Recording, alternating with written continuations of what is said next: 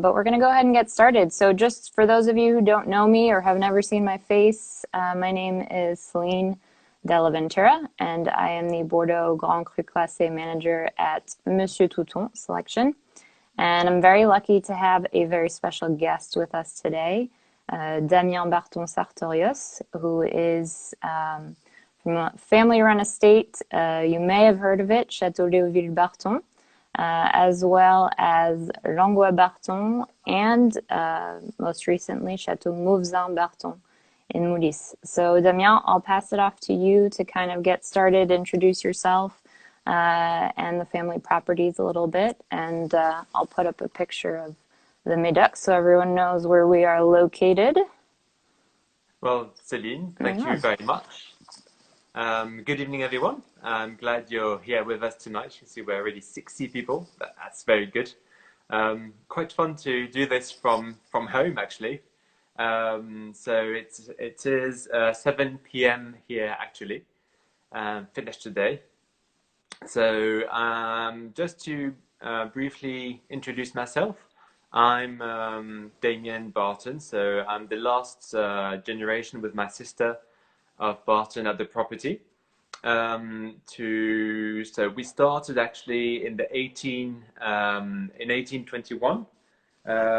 So each generation up, when my ancestor bought this property, Langlois Barton, that was in 1821. And then, because of the French Revolution, the vineyard, one of the largest vineyards next door, got divided, and we got to buy part of this property of Léoville and named it Léoville Barton. That was in 1826. So that's almost 200 years ago, and where is home for me now. So where I've been passing my confinement for the last 4 or 5 weeks, something like this, is Château Mauvaisin, that we bought in 2011. So that's a lot more recent. And my sister Melanie is dealing with this place. She is an enologist, and I get to spend a bit more time in Saint-Julien, usually. Awesome. And can you tell us a little bit about the family history in Bordeaux? You have actually Irish roots, and not many people may be aware, but there was a huge Irish influence and influx into Bordeaux. Can you tell us a little bit about that? And, you know, you're now the 10th generation, I believe.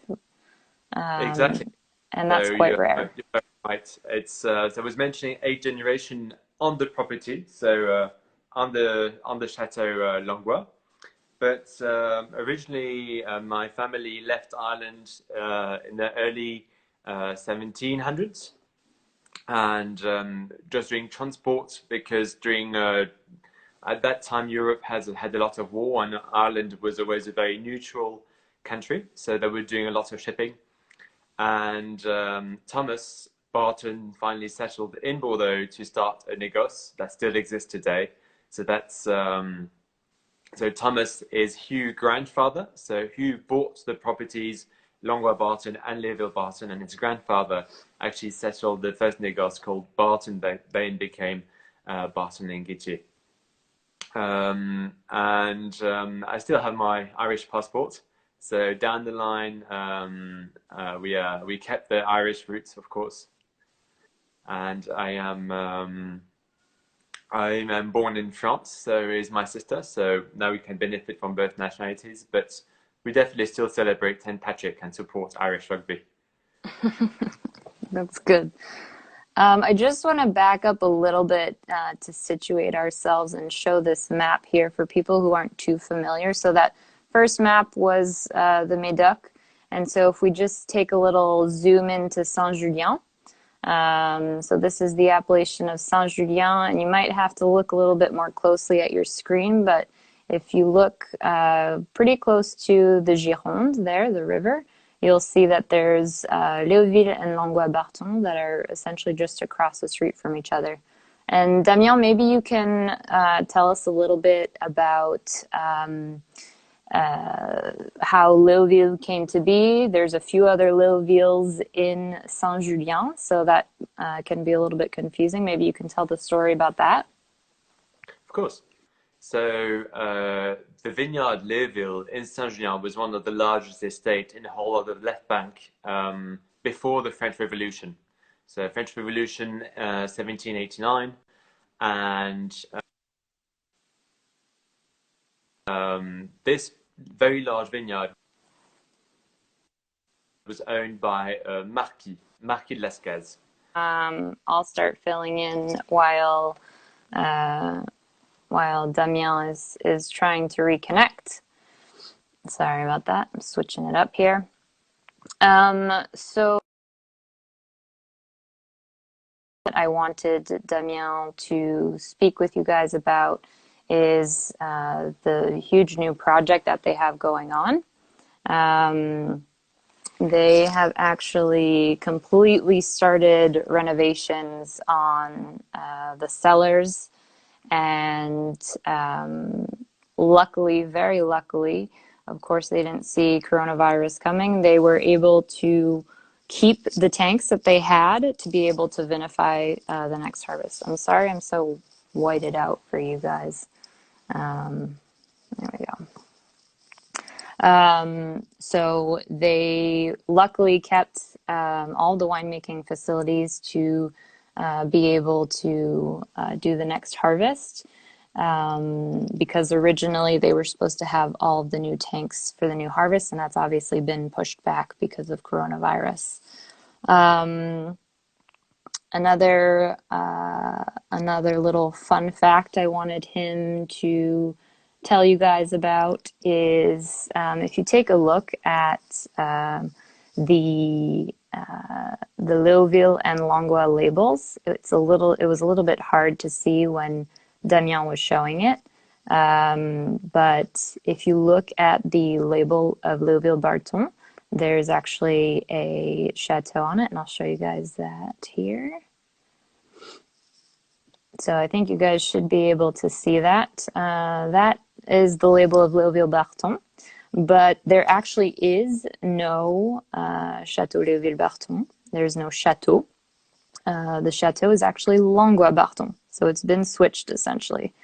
So I don't actually have a picture of Langlois Barton on here, but it's actually the family crest that is on the Langlois label, and they chose to put the Langlois Chateau on Léoville Barton. Another thing that Damien didn't quite mention at the beginning, so Léoville Barton is the second classified growth, and Château Langlois Barton is a third classified growth, and they're both in the Saint-Julien appellation. Langlois Barton was in their family before Léoville Barton, actually, so it's their oldest family property. But nowadays, typically Léoville Barton is the one that most people know, and especially most recently with the #1 Wine Spectator wine a few months back. It's definitely the flagship of the Barton family estates. Now, most recently, Damien mentioned they purchased a property outside of Saint-Julien appellation in Moulis, which I will show you. So I'll go back to the map. So if you take a look at the map, you see Saint-Julien up there kind of in the middle of the Médoc. It's quite a small appellation. Most of the vineyards in Saint-Julien belong to classified growths, about 85 to 90% of the vineyards. So there's very few non-classified estates in Saint-Julien. And then if you just go down south a little bit, you'll see Moulis, which is a bigger appellation than Saint-Julien. It's tucked away a little bit further from the Gironde. And I'll show you guys a picture here. So it's a beautiful estate in Moulis. And the family purchased this in 2011, I believe. And it's Damien's sister, right here, Mélanie, who is actually the winemaker at Mauvaisin Barton. She's also involved in the winemaking at Léoville and Langlois Barton, but really her main focus is the estate at Mauvsin Barton. It would be more fun to hear this coming from Damien, but I will continue filling in. I did want him to speak about the 2018 vintage. So, as many of you know, the next vintage where we're really talking about is the 2019, which we would have normally tasted in Bordeaux by now, doing the barrel tasting. But of course, because of the current situation, the current pandemic, obviously, that was postponed. We still don't know when there will be a date, probably sometime later this summer.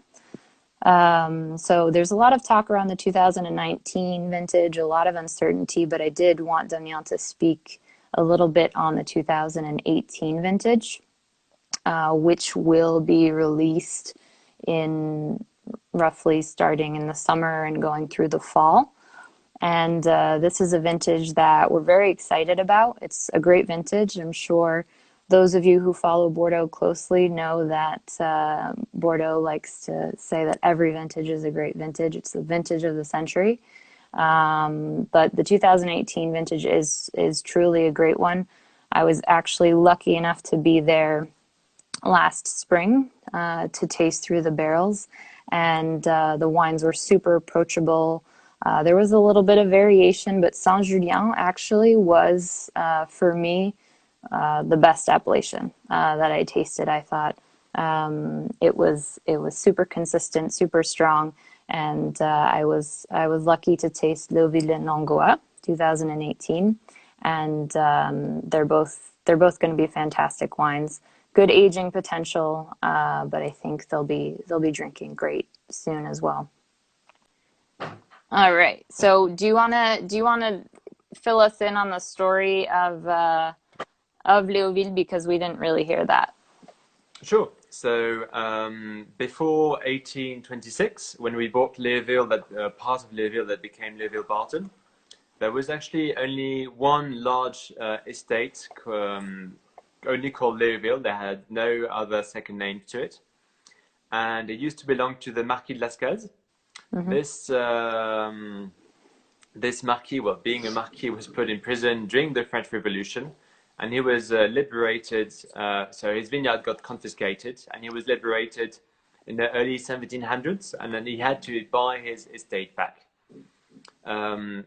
Which he did, but he actually asked my ancestor Hugh, who already bought Langlois Barton, to look after part of the vineyard, and maybe he'll buy it back from him later. So about a third of this estate of Léoville became Léoville Barton, and there was only vineyard and was made in Langlois since.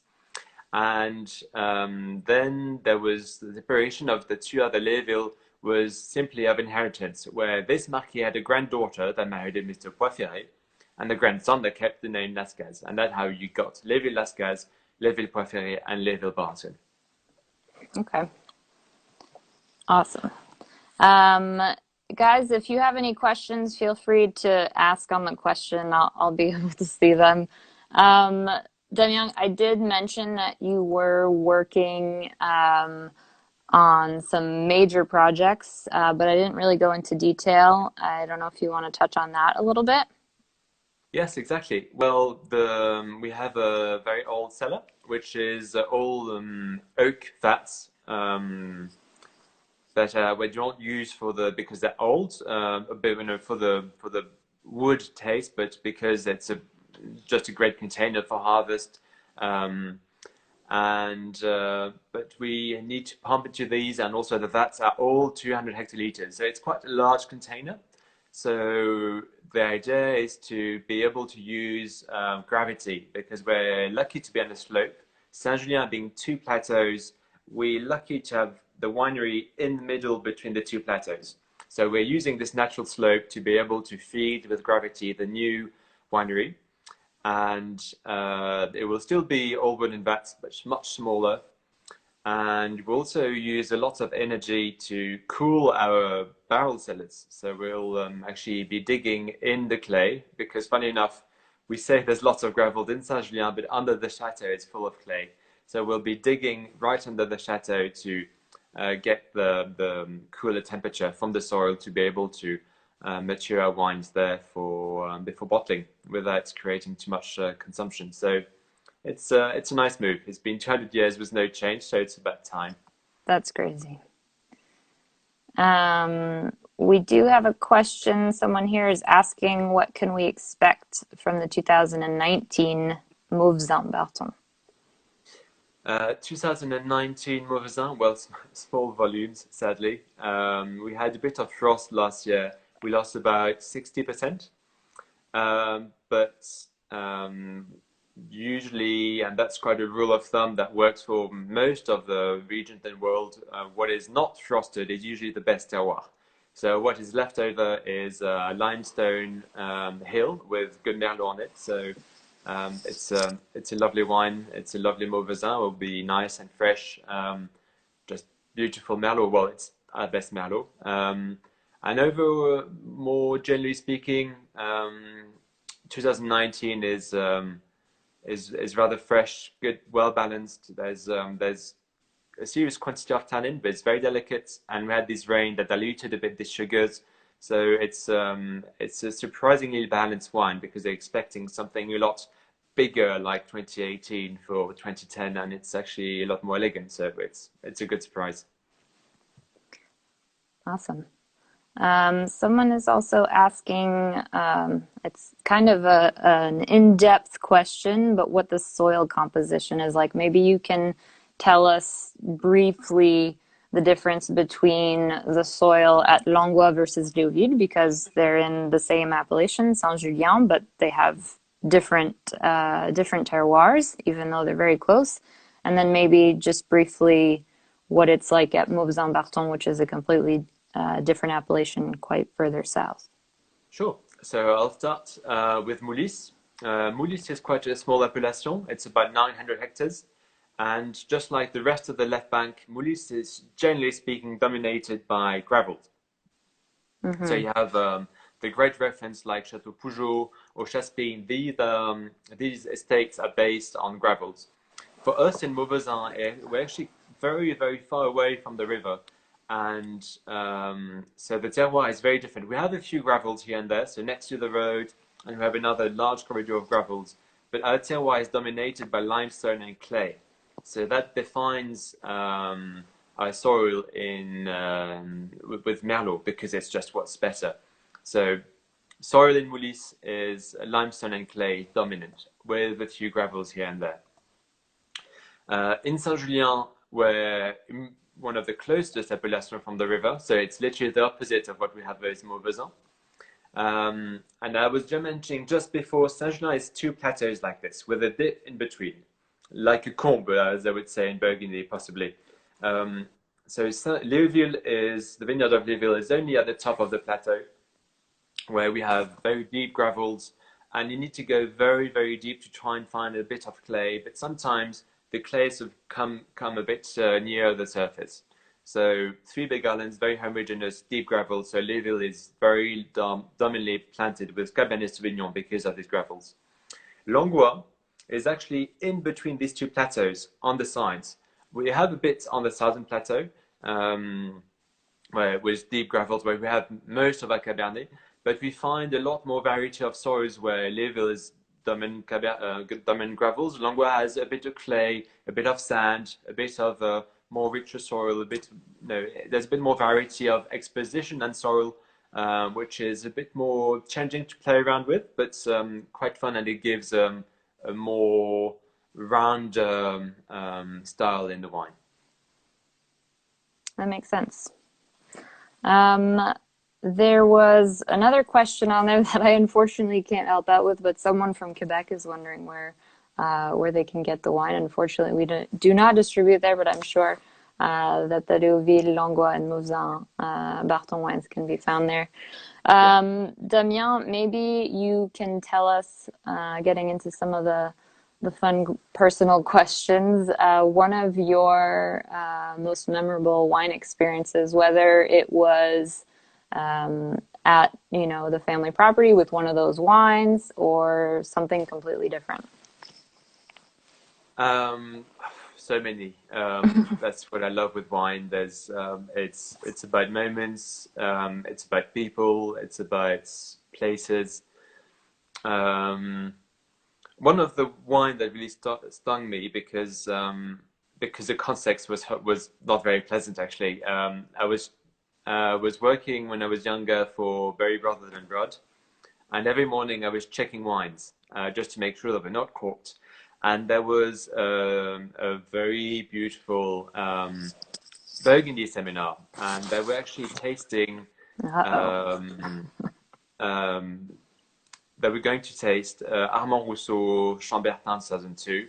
And I was just checking, yes, fine, fine. And suddenly I was like, wow, what is this wine? And it was beautiful. So in a very boring context, I found this stunning wine. And then recently in Boston, I had the chance to taste Léoville Barton 59. And that was one of the best wines I've had in my life. It was absolutely stunning. It's because you were in Boston.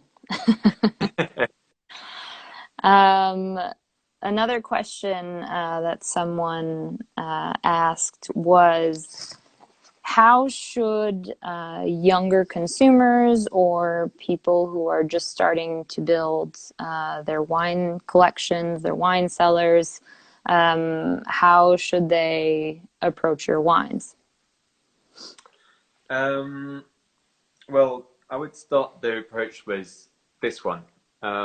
So Mauvesin is a wine that costs around $20, I would say, on shelf, more or less. Um, and I would say that although our wines have different origins, we still have the same signature.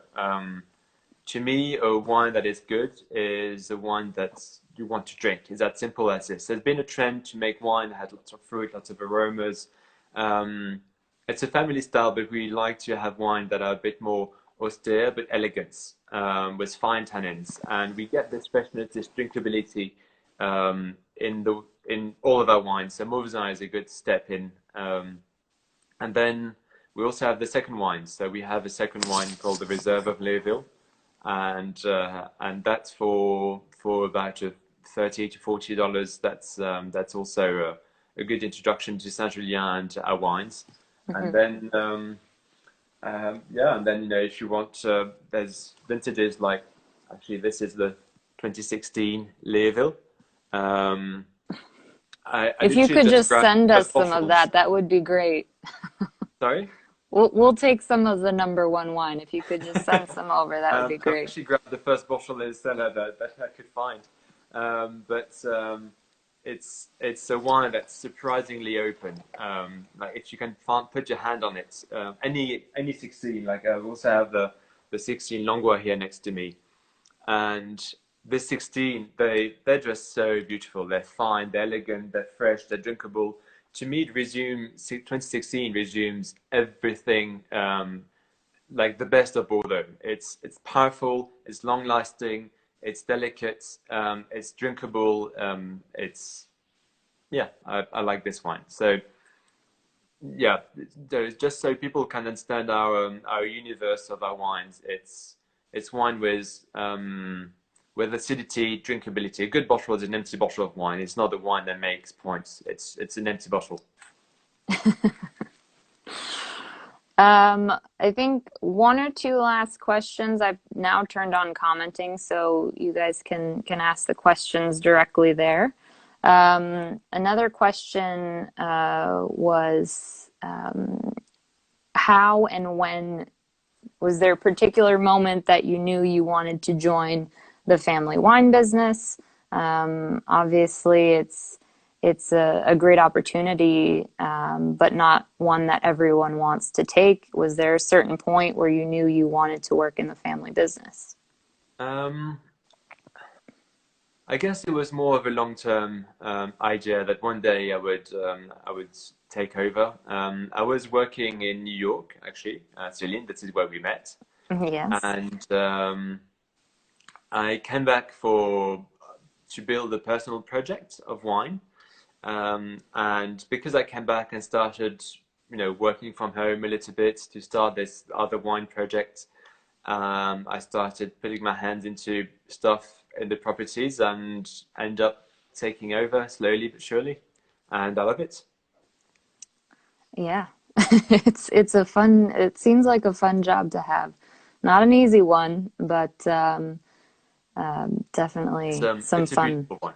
I'm blessed to be able to go to work every day and with a smile and liking it and dealing with nature is a bit stressful, but that's part of the charm.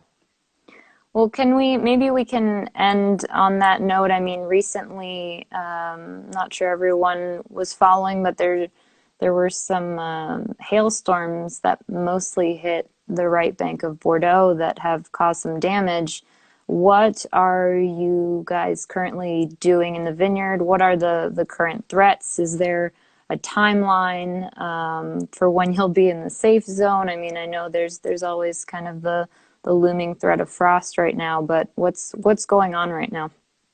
It's a combination of everything. So there's a key date for spring frost here, like we call this Sainte Glace. So it's a date early May where it's pretty guaranteed we will not have frost anymore. This Hmm. year, I think it's about the 10th of May. So we had already a few mornings in April where we had very cold mornings, quite stressful. Um, and so we still had our eyes on the temperature, but more recently, with these big heat waves coming from Africa, taking all the humidity from the Mediterranean Sea, from the Mer Méditerranée, Mediterranean. Mediterranean Sea, taking all the heat and humidity from the south, brought big storms. And all these storms some of the storms had hail, and we were extremely lucky because we had a storm in Saint-Julien, a big storm that formed literally above Saint-Julien and got stuck there for about 10 minutes. But the hail did not affect the vineyard too much, just a lot of water. But some places on the right bank got very badly affected. So when the plant grows and you just have the tip of the leaf, if this is damaged, then that really the vine will suffer a lot. If it's just a few holes in the leaf, that's okay. Okay. And there's not much we can do about frost or hail, to be honest. If you have it regularly, you can protect yourself. But if it's one every 5 or 10 years, like here, it's too rare to be able to protect. And efficiency is arguably not very good. So it's more about watching the sky and hoping for the best. Crossing your fingers. Exactly. I actually have one more question from someone, which is an interesting question to ask someone who's part of this. But someone asked, do you feel that the 1855 classification should be revised or updated? So if some of you are familiar with it or not, the 1855 classification in Bordeaux has really essentially for the purpose of the argument, has not changed since 1855, whereas more recent classifications in Bordeaux, in Pessac-Léognan, in Saint-Emilion, those are updated and chateaus can change rankings. 1855 classification doesn't change. A first growth is a first growth, second growth is a second growth, etc. So I don't know if you want to tell us your feelings on that. Yes, of course, except for Um, Mouton. I said for the purpose of this argument, no yeah, changes. But yes, Mouton was upgraded from second to first. so to me, it's unbeatable in terms of communication because all these classification border, you have the left bank, and then you have Pomerol, which is different, and then you have Pomerol doesn't have one. You have Pessac-Léognan that has a different one. Saint-Emilion that's revised, supposedly revised every 10 years. Um, the 1855 classification is solid because it's very reliable and understand it and count on it. Um, Of course, there's some exceptions that if there was a reclassification would be upgraded, but really everybody knows about them. So if I talk about Palmer, yes, it's a third, but it should be considered a second at least. Same for Lynchburg and Ponticane, they are fifth, but they should be considered maybe second as well, just because it's, when you look at the price and the image. But people know these chateaux, so do they really need to be reclassified because they're already famous? The price is already up there. And should there be some chateaux that would be declassified? I can only think of maybe one or two. Rule of thumb, most of the chateaux deserve their grade, and I think it's, if you close your eyes and you pick something in any level, it's quite reliable. Awesome. Well, I think that about wraps it up for us, unless there's anything you think we missed, Damien, between the cutouts or anything you wanted to mention or that I forgot to mention. I'm not quite Uh, sure. Of course, if people have any last questions, I'll have a pleasure to answer this. okay. Otherwise, come and visit us, and I hope to see you all guys very soon on the market with our 2019. Yes, Damien was recently in New York with us, and he will definitely be back when things are hopefully back to some semblance of normal. Thank you guys all for tuning in. Damien, thanks so much for joining us today and for chatting with us. And I'll be speaking to you soon. Thank you, Celine. Thanks, Bye, everyone. everyone.